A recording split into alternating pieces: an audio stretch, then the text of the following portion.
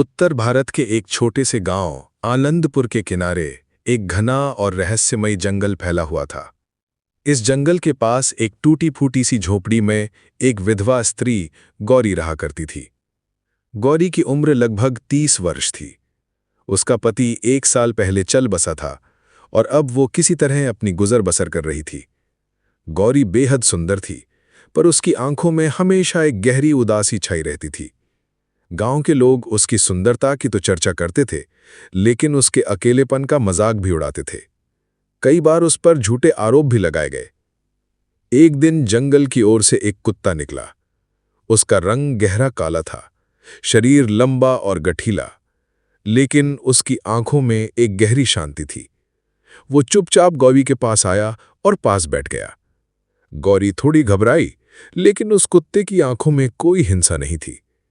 धीरे धीरे गौरी को उसकी आदत हो गई।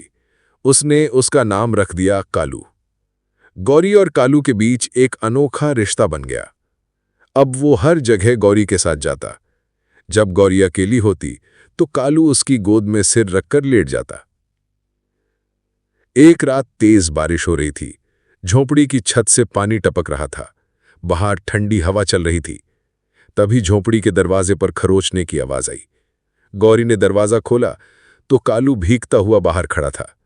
वो कांप रहा था। गौरी ने उसे अंदर बुला लिया।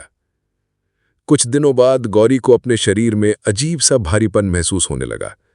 जब वो गांव की दाई के पास गई तो दाई ने कुछ देर देखकर कहा, बेटी, तू मां बनने वाली है। गौरी सन्न रह गई। उसने कांपते हुए कहा, लेकिन यह कैसे हो सकता है? मेरा तो कोई नहीं है। दाई ने उसकी आंखों में देखा और कहा, सच सच बता, तेरे गर्भ का पिता कौन है?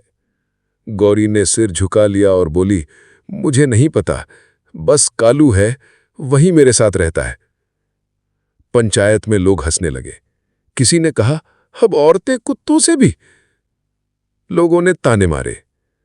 तभी गांव के एक ज्ञानी संत तपोधन बाबा वहां आए। उन्होंने गौरी की स्थिति देखी और कहा, इसका गर्भ कोई सामान्य गर्भ नहीं है, ये एक दिव्य आत्मा है। और ये कुत्ता भी कोई सामान्य पशु नहीं है, ये एक श्रापित देव है। बाबा ने बताया कि वर्षों पहले एक देवता विवान को पृथ्वी पर श्रापित कर कुत्ते का रूप दे दिया गया था, क्योंकि उसने एक मनुष्य स्त्री से प्रेम कर लिया था। उस प्रेम ने उसके श्राप को तोड़ दिया है, लेकिन इसके साथ एक संकट भी जुड़ा है। बाबा ने कहा, गौरी की संतान विशेष है। उसके जन्म लेते ही अंधकार की शक्तियां उसे नष्ट करने आएंगी। कुछ ही दिनों बाद गांव में अजीब घटनाएं होने लगी और फिर प्रकट हुआ एक भयानक राक्षस, निशाचुरासुर। उसने गरजते हुए कहा, उस बालक को जन्म लेने से पहले ही खत्म करना होगा, वो मेरा विनाश करेगा। गौरी डर गई, लेकिन उसने अपने पेट पर हाथ रखते हुए कहा, मेरी संतान को तू छू भी नहीं सकता। निशाचुरासुर ने त्रिशूल उठाया, लेकिन उसी पल कालू यानी विवान देव उसके सामने कूद पड़ा। उसके शरीर से प्रकाश निकल रहा था, उसकी आंखों से अग्नि झलक रही थी। दोनों के बीच भयंकर युद्ध हुआ। बिजली, आंधी और आग सब प्रकृति साक्षी बनी। अंत में कालू ने त्रिशूल उठाकर निशाचुरासुर के सीने में घोंप दिया। कुछ समय बाद गौरी ने एक पुत्र को जन्म दिया। वो बालक सोने सा चमकता था। उसकी आंखों में शांति थी, पर भीतर एक शक्तिशाली ऊर्जा बह रही थी। तपोधन बाबा ने उसका नाम रखा आर्यव। विवान ने मुस्कुराते हुए बोले, ये बालक मानव और देव के मिलन का प्रतीक है। ये सत्य और धर्म की स्थापना करेगा। एक दिन जब समय आएगा, मैं लौटूंगा। मैं तेरे विश्वास का उत्तर हूं। ये कहकर वो दिव्य प्रकाश में बदल गए और आकाश की ओर उड़ गए। अब गांव वालों की सोच बदल चुकी थी।